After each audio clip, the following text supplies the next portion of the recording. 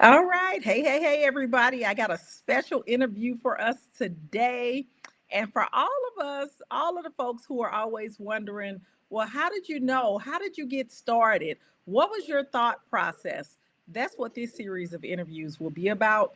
So we'll have interviews all this week and next week, bringing on people who made a decision. So today we have a very special guest with us, and we're really going to dig into learning about the moment when folks realized that they wanted to do something different. So let me give a moment for you to give us a quick introduction of who you are and what your role is.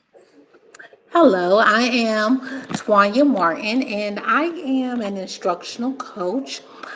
My business is Moy Academy, where I'm using my instructional coach talents to help with curriculum, culture, and climate.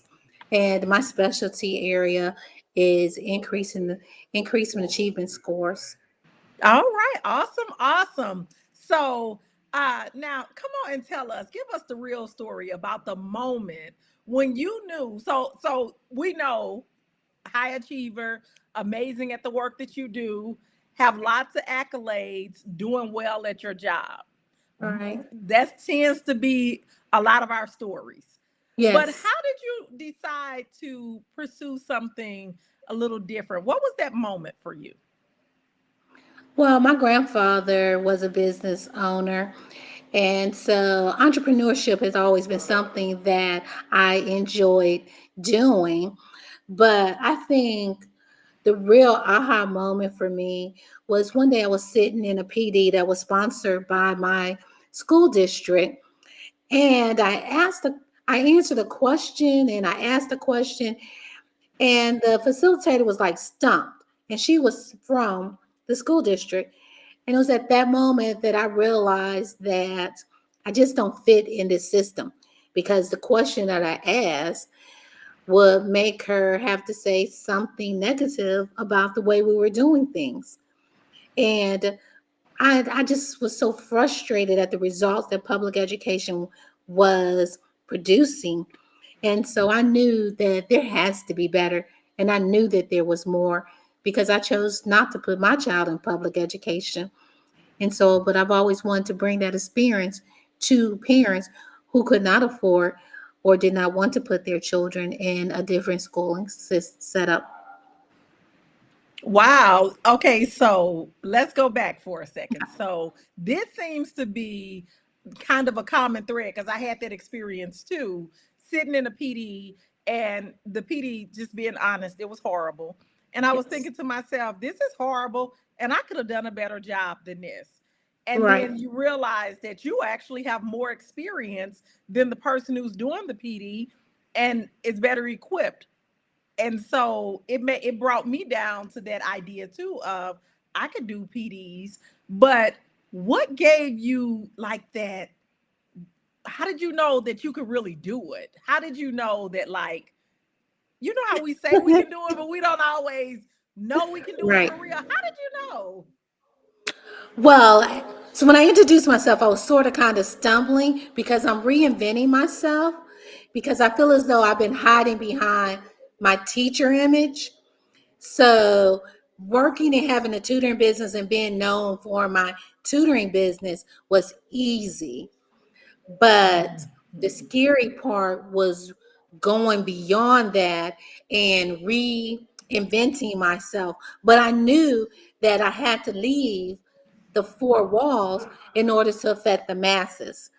So it was just that knowing that I can no longer be self contained and I can no longer play big and small at the same time. Ooh, all right. Y'all hear that? She said you can't play big and small at the same time because that is something that we all have to do. We kind of have to let go of that teacher identity. Right. And even for myself, I was a school principal and I was like, well, if I'm not a principal, what am I supposed to say? And how do you just leave your job? So tell me this. Okay, so you have that entrepreneurial spirit. Not everybody has that, but you have it. And Hmm. so what has changed for you since you have started your own business? Like what has been the difference in maybe your mindset, or just how has life changed altogether for you, or has it? Well, once you have a bite of that freedom and you experience it, it's hard to go back into being told when you can go to the bathroom, when you can eat lunch. And I started participating in a travel group also. And so many of the ladies were entrepreneurs, so they can up and go, where I always had to ask permission. So that's a different experience when you don't have that freedom to move the way you want. Like I had a set schedule on Fridays because I knew that the fitness center cleaned the jacuzzi on Friday, so it was fresh water. I That was my thing. I put the children on the bus. I went to the jacuzzi, passed up all the workout equipment, went straight to the jacuzzi because that was my thing. Stayed in the jacuzzi for a while and got out. So I was able to schedule my lunches. If I wanted to have lunches with my friends, I could do that. If I wanted to go to the jacuzzi and create routines that catered to what I needed, I could do that. So yeah, definitely it's once you are experiencing freedom, it is definitely hard to go back in to slavery. That's what I call it, slavery. All It's hard right. to go back on the plantation. It is. See, okay. And that's a very good point. So I see we got some people live with us. Hello, hello, everyone. Thank you all for joining us live. Thank you, thank you. So tell us this. So now that you have your own business and you're doing things the way you want to do them, tell us a little bit about the actual business that you formed and the work that you do. Okay. So I've just branched out the Moy Academy.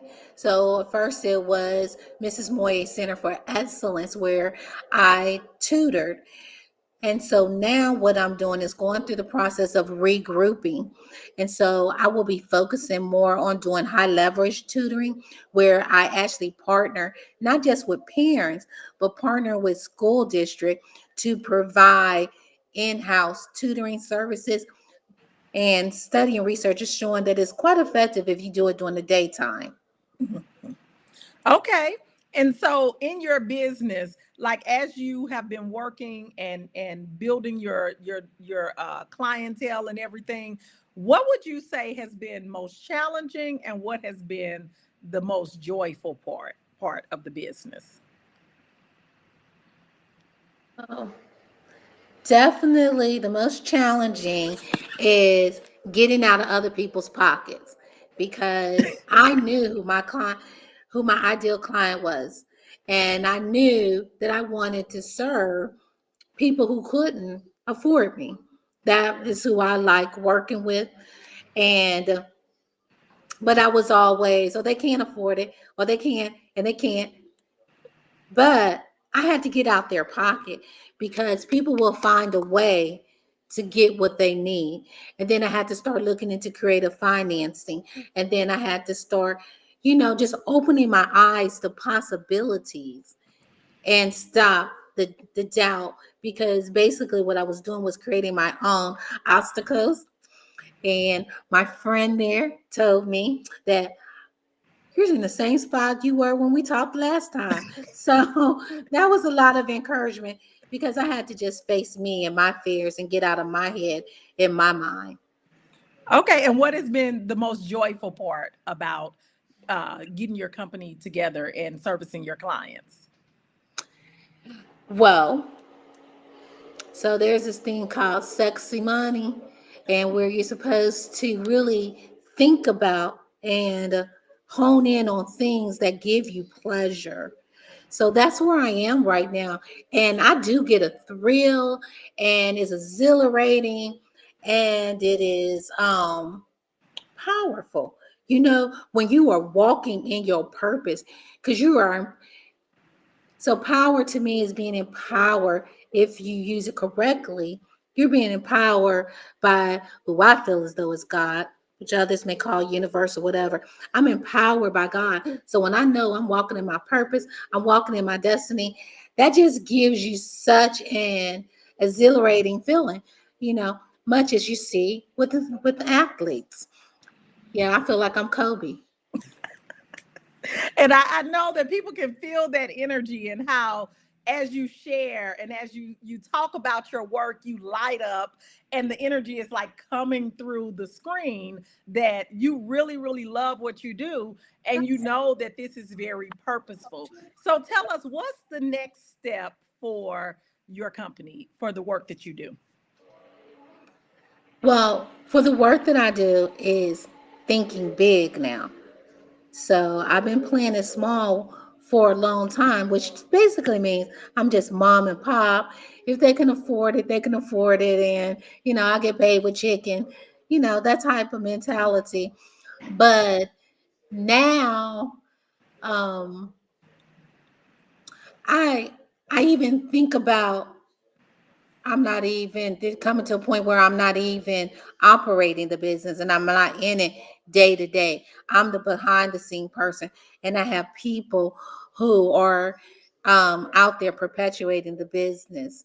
So those are the next steps: is starting to think big and stop limiting myself and my thoughts and thinking that I have to only, have to negotiate to get what I want and get the clients that I want, but no, I'm gonna go out there and I'm gonna make things happen. All right. And tell the folks just one more time, what's the name of your business and how can they contact you if they want to speak with you or send a client to you or work with you? My name of my business is Moy Academy. So I'm getting all these Facebook handles and all these social media handles together, but everything is under Moy Academy. And if they want to contact me, they can contact me at Mrs. Martin at moyacademy.com. That's my email address. And yes, I love to have all the clients. All right. And give for the person who's listening to this and they can directly connect with your story. They know that they're talented, they know that they're gifted, they know that they're resourceful, they know they're good at teaching, but they're not quite sure that they can do this. What would you say to that person? I think the phrase of the year is do it scared. I keep running into that phrase. So I say just do it scared. I'm very much a perfectionist, and that's what's caused me to be delayed in my progress.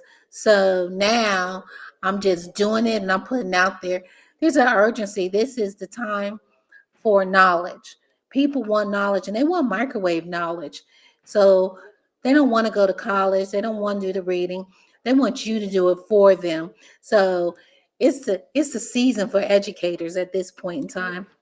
It truly is. And I see that Enrich Me Strategist says she's guilty of being in her clients' pockets. And her husband told her that as a business line care owner as well. So you're not the only one who struggles with that. And that's one of the things that I try to share with, especially educators, because we've been put into a system where we are often operating out of lack. And so after many of us have been in this system for 10, 15, 20, 25 years, and we've had to do multiple things at one time, operate out of lack, make something out of nothing. And so it's almost in our subconscious. We don't even think about it. Right. So you all are not alone. But Yes. here you are living proof that change can happen. You can make it happen. And you can go from classroom to CEO and have the freedom that you desire. Any last words that you have before we wrap our quick interview up? I just like to say that I thank you. And of course, I love my friend in the audience, Cindy Lumpkins, um, trailblazer number one. And you also have just really poured into my life. And I just really appreciate that. And there's a lot of ouch moments that you give me, especially last week you was talking about all those side hustles. So I finally got rid of the side hustles. I am like laser focused and I'm living the Cortez, I believe it is, principle, where I'm just burning the ships so that there's no other options. And I just appreciate everything that you have did to pour into my life. All right. Well, you are so welcome, and I so enjoy working with you. And I just wish that everybody gets to go after the bigger dream, Yeah. do the thing that they're looking for. Come back tomorrow and tune in for another interview with us. Don't forget to reach out, connect. We'll also add her email address into the comments so that you all can connect. And we will see you all next time tomorrow on another interview of